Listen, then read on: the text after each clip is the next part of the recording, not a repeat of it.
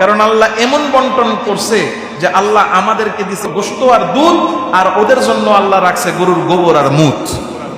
শুভেন্দু অধিকারী সে গরু খাওয়া মুসলমানদের জন্য বন্ধ করছে, কান্নাকাটি মুসলমানরা করে না, কান্নাকাটি কিন্তু হিন্দুরাই শুরু করছে। কারণ গরুরে মা ডাকে তারা, আবার গরু দিয়া ব্যবসাও করে তারা। এরা মনে করে যে এরা মানুষকে আল্লাহ থেকে বিরত রাখবে, পারবে না।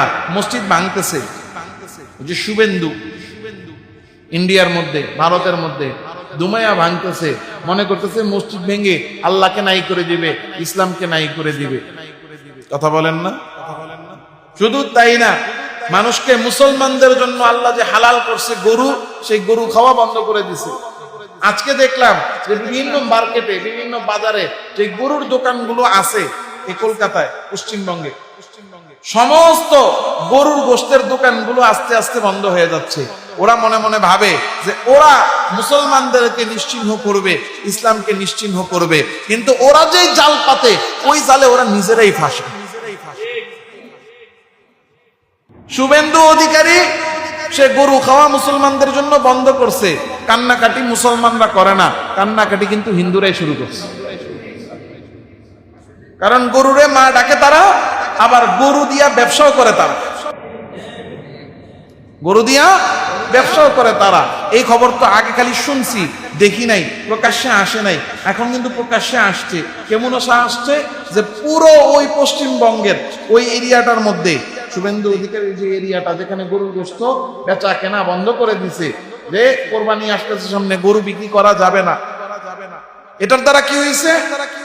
এখন দেখা যাচ্ছে যে ওখানে মুসলমানদের কাছে বিক্রি করার জন্য গরু লালন পালন করে হিন্দুরা। এক একজনে বিভিন্ন জায়গা থেকে 10 লাখ, 20 লাখ, 50 লাখ টাকা আইনা গরুর খামার তৈরি করছে। এখন গরু বিক্রি বন্ধ, এখন তাদের কান্নাকাটি শুরু হয়ে গেছে যে আমরা এই গরু যদি বেচতেই না পারি, এই গরু আমরা কি করব? এই গরু তো বছরের পর বছর খাওয়াইলাম, কত টাকা ইনভেস্ট করলাম, বেচতে না পারলে তো আমাদের মরা ছাড়া উপায় নেই। যেই ষড়যন্ত্র তারা করে, সেই ষড়যন্ত্রের জালে তারাই ফাঁসে। আল্লাহ তাআলা রাব্বুল আলামিনকে অক্ষম করে দিবে এই ক্ষমতা কারো। উলাইকা লাম ইয়াকুনু মুজিজিনা ফিল আরদি ওয়া মা কানা লাহুম মিন দুনিল্লাহি মিন আউলিয়া ইউদাআফু লাহুমুল আযাব মা কানু ইয়াস্তাতিউনা আস-সামআ ওয়া মা কানু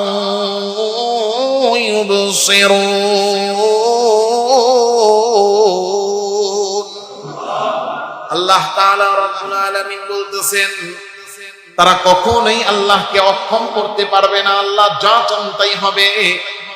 ওরা যতই নিজেদের জন্য পারমাণবিক বোমা বানাক, কত বুদ্ধি করে ক্ষমতায় আছে। দেখছেন মুসলমান ভোটারদের একেবারে নাগরিকত্ব বাতিল করছে। এখন ভোটের পরে দেখা যাচ্ছে যেই পরিমাণ ভোটারের নাগরিকত্ব বাতিল করছে, ওই কয়টা ভোটার যদি থাকতো তাহলে জীবনও জিততে পারত। কত বড় জালেম দেখেন, কত বড় গাধা, কত বড় মূর্খ, নিজের দেশের লোকদেরকে একেবারে নাগরিকত্ব কাটাচ্ছে। কিসের জন্য? গরুর মুত আর গোবর খাওয়ার জন্য।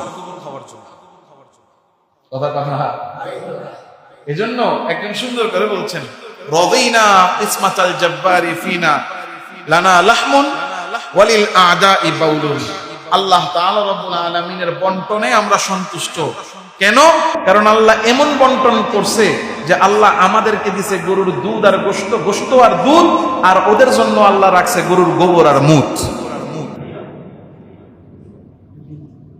আল্লাহ, ওরা মনে করে আল্লাহ তাআলা রাব্বুল আলামিনকে ওরা অক্ষম করে দিবে।